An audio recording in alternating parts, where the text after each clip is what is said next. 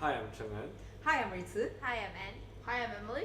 and you're watching KPUM's UKDTP StarterPack.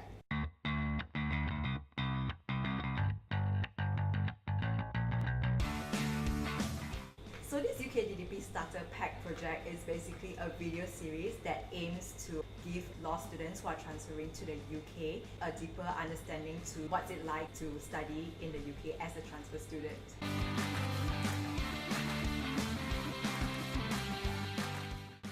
How was it for you guys in your first week or your first few months in the UK as both a finalist and a freshman as well? What was the transition period like? I would say the first few weeks were the toughest because for me, my parents actually went with me to the UK. So we traveled in London together and we went to Cardiff, moved my stuff, settled in my accommodation, and it was only when I uh, I walked them to the bus stop and watched them boarding the bus. Only then I realized that I'm alone. Oh So like, the first few days were very tough for me lah. When the realizations sets in that you're alone in a alien city with people like, of course there were friends that transferred with me, but you would feel like there's no one you really could rely on anymore. Like compared to being in Malaysia, your family is always there. Even if you're from other cities like Pahang or Perlis, you would know that someone's there for you when you need them. But in the UK, you have to do a lot of stuff on your own. You only have you to rely on. The first few weeks are really difficult because when you get there, you need to do a lot of administrative things like visa, the bank, and everything by yourself. Grocery shopping as well. Figure out how to get around the city. What's the fastest way to walk there? Walking is a lot. I warn you, you're going to walk a lot in the UK. But I think once you get the hang of it, once you settle down, you kind of know who you're hanging out with, who your friends are. Then after that, it does get better. But the first few weeks are definitely really, really tough. I actually enjoyed that first few weeks because there's no class, and you have all the freedom to wander around and then and my advice to you is to research your town, your city beforehand. Get to know where's the nearest Tesco, the nearest bank, and what bank are you looking in. Get all this information before you go to UK.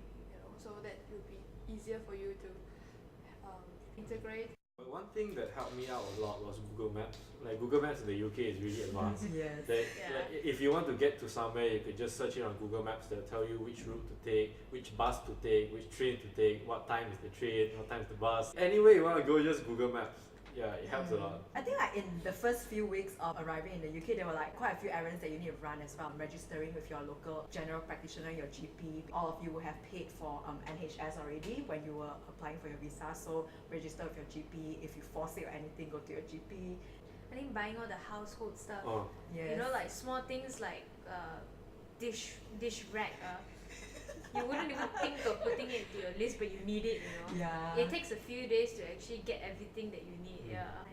and it's better to buy the stuff as soon as possible because you have to realize that a lot of students go there at around the same time, so they'll be like buying the same stuff as you. So, but the stores only have a limited amount, so if you don't get there quickly, it's probably gonna run out soon. When I went there, there were no pillows, No pillows? Yeah, pillows ran out, For one week you didn't have pillows. No lah, for a few days. Oh wow. Yeah, I think like also like when you are there and then if you are living on uni accommodation, there's also the option to choose like whether you want a bathing pack or kitchen pack as well. So like all of those things to consider. Yeah.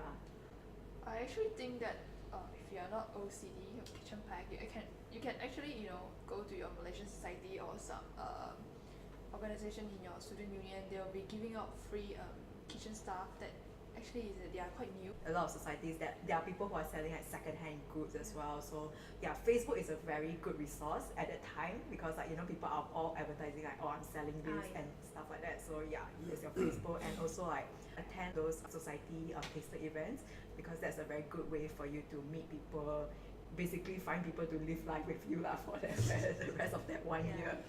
So did you guys join any societies when you were in the UK? I mean, as a final year student, you have to study, but at the same time you need a life as well. So Yeah, do you guys join any societies?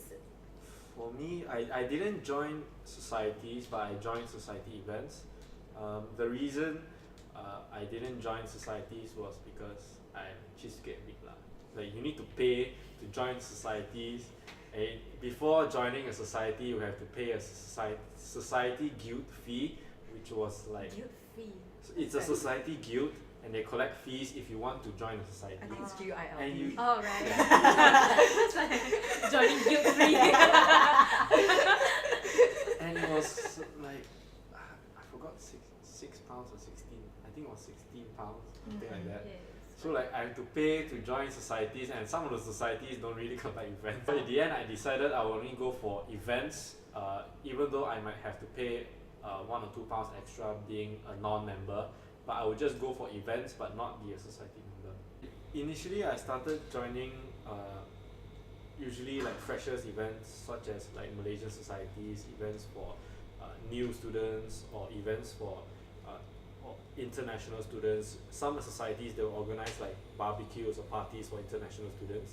So I will go to these events to kind of make new friends. But soon after that, I joined a play conducted by Malaysian Society, which is a thing in Cardiff University. It's called Festival of Diversity, which happens every year. It's basically a play where you have to act on stage, and people will come buy tickets to watch you perform. I learned to fence in Belfast, and I fenced in competition, and I just had my fencing lesson yesterday Oh, Yeah. yeah. Interesting. in Malaysia, so I'm planning to continue fencing. So what competitions do you join in the UK for fencing? I joined the Belfast Open, the Northern Ireland, I think, if I'm not mistaken, if I remember correctly, the Northern Ireland Open or the Irish Open, yes, mainly in Ireland, and also the university game. I think across all universities, societies kind of need to pay some sort of fee to join their society because like they need the money to run their events. So in Leeds, how it's done is like each society, the joining fee is different. So I remember like some societies it's like £5, and then I remember like our law society was quite expensive. It was £30. So you can see what societies you want to join. There are really a lot of societies. I remember in Leeds there was like Quidditch. Yeah. And then like Harry Potter Like and actual like Quidditch. yeah, like people actually doing Quidditch and like a lot of things like yeah, a lot of societies. Chung En and Emily, you guys did quite a bit of extracurricular activities. Like how do you juggle that time between societies and your studies? For me, I make sure that before my coursework starts, I do everything before that. So, for example, 3 of my modules like having like overlap in within 3 weeks. So, for my assessment, it was like end of my semester. So I can actually do all the stuff I wanted to do early in the semester until like mid of the semester, and you start to reduce your extracurricular activity and focus more on the studies. For me, joining the play took out a lot of time because we had to practice 3 times a week, and each practice was at least 2 hours. So for me, it didn't really affect my studies, but I didn't really have the time to work. I mean, if I wanted to, I could, but it would take a huge toll on me because I had 3 nights taken off to practice for the play, and after that I would have only like 3 or 4 days left, which I had to use to prepare my tutorials and stuff. So if I chose to work part-time, I would have very little time to prepare for my studies, so I had to sacrifice that part of my university life. But if you can arrange your time, manage your studies, then I would say just participate as many activities as you want to. But you have to realize that the main reason you're going to the UK is to study, so that has to come first. And how about you? So like you did part-time like work in the UK, right? So like how was your experience like? Yeah, so I was waitressing. I did that part-time mainly because I wanted to earn my own money so that I can spend it guilt-free. You won't be spending so much of your parents' money. So I did that. In the beginning, I kind of worked like 3 to 4 days a week, which is quite a lot. I would reach like the limit of like 20 hours a week because like the restaurant is like really popular and stuff. But then after a while, I can see that like it's taking a toll on me. I was like very physically tired because like you work until like 12 midnight, and then after that, like the next day you go for classes and stuff.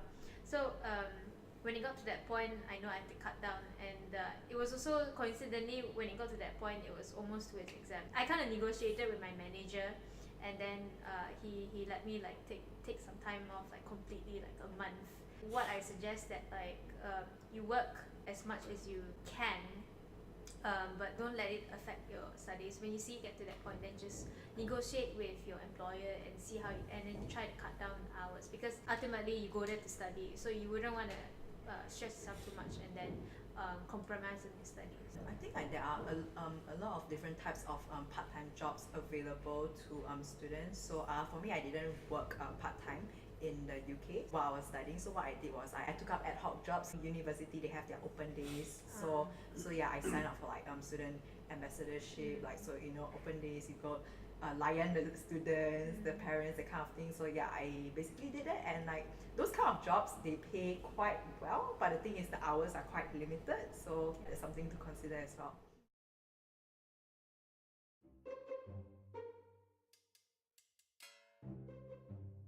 In 3 years of law school, do you guys have any tips that you want to share on how you survive law school in terms of the academics?